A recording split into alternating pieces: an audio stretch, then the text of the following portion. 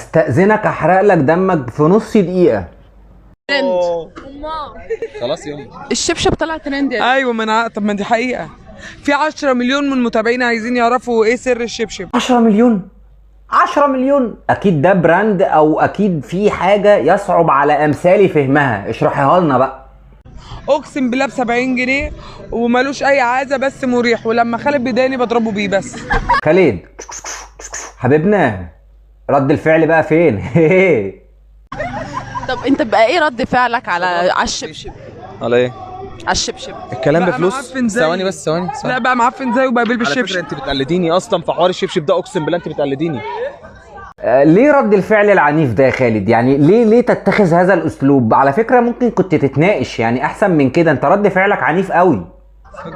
وبعدين ثواني انا اسالك سؤال. ماشي. الكلام بفلوس؟ لا تقول اللي تقوله، المهم الفعل. يعني انت اللي مخترع الشبشب في الاول؟ لا هي بتقول لك لما خالد بيضايقني بتديلي بشيء وربنا ما بيحصل. اهو شكله خالد سخن اهو، هيفرجنا دلوقتي على لقطة. هي ما كملتش الجمله، هي لما بتديني بالشبشب برجعه لها تاني عشان اديله بيه تاني راجل.